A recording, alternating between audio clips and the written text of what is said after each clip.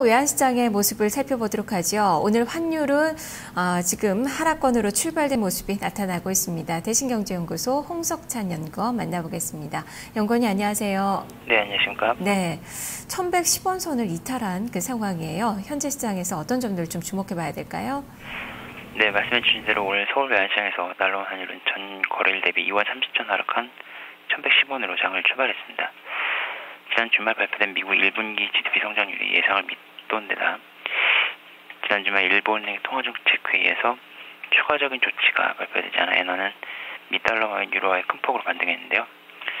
미국의 올해 1분기 GDP 성장률은 지난해 4분기 0.4%에 비해 크게 개선되었으나 시장 컨센서스인 3%를 하회하는 연율 2.5%를 기록했습니다. 세부 항목별로 소비 지출은 지난 1분기에 3.2% 증가해 지난 2010년 4분기 이후 가장 큰 폭의 증가세를 나타냈으나 시퀘스트의 영향력으로 정부 지출이 큰 폭으로 감소하고 기업 투자 역시 감소세로 돌아서면서 예상보다 낮은 성장률 부진을 견인하는 모습이었습니다. 이와 관련해 오늘 1일 연방공개시장위원회 FOMC 회의 결과와 이번 주말 발표된 미국 4월 고용지표 등은 미달러와 약세 재료를 적용할 가능성이 높아 이번 주 달러엔 역시 98엔선 부근에서 조정 국면을 이어나갈 것으로 예상됩니다. 한편 유로존 최대 경제국인 독일 경제지표에 잇따른 부진으로 오는 2일 예정된 유럽중앙은행 통화정책회의에서 기준금리 인하 전망이 힘을 받고 있는데요. 그러나 기준금리 인하 효과가 의문시되는 가운데 마리오 드라기 총재가 실제 금리를 인하할 가능성은 낮은 것으로 판단됩니다.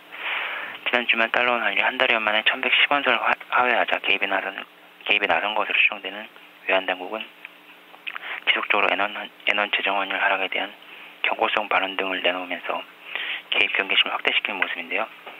또한 정부가 개성공단 체류인원을 철수시키면서 북한과의 군사적 긴장감이 높아질 수 있는 점 역시 달러 환율의 하단을 지지할 재료입니다. 금일 서울환시에서 달러 환율은 우리나라의 경상수지 흑자 기조 지속과 글로벌 달러 약세 등을 반영해 약보합권에서 장을 출발한 뒤 1110원선 하향 테스트에 나설 전망인데요. 그러나 저점 인식했던 시장 참가자들의 쇼플레이 부담과 북한 리스크 그리고 당국 개입 경계심 등이 달러 환율의 하단 지지력을 제공할 것으로 보입니다.